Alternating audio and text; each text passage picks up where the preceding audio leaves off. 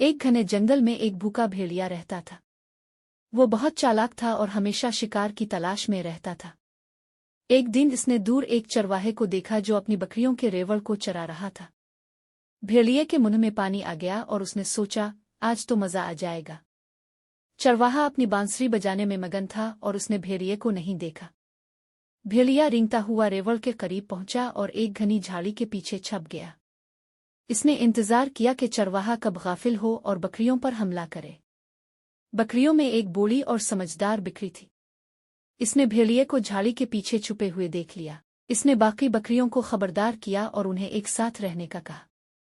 चरवाहा जब थोड़ी देर के लिए गांव की तरफ गया तो भेड़िया झाड़ी से निकला और बकरियों पर हमला कर दिया। बकरियां डर गईं लेकिन उन्होंने हिम्मत नहीं हारी। बूढ़ी बकरी ने सब बकरियों को एक दायरे में जमा होने का कहा। जब भेड़िया उनके करीब आया तो सब बकरियों ने एक साथ अपने सींगों से हमला किया। भेड़िया उनके अचानक हमले से घबरा गया और पीछे हट गया। भेड़िया बार बार हमला करता रहा लेकिन बकरियां मुत्तहिद रहें और इसे हर बार नाकाम बना दिया।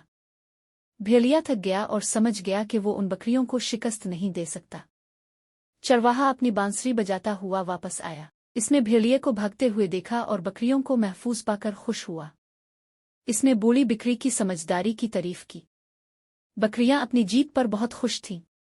उन्होंने सीखा कि इत्तेहाद में ताकत होती है और मिलकर वो किसी भी खतरे का मुकाबला कर सकती है। भेड़िया भूखा और मायूस होकर जंगल में वापस चला गया।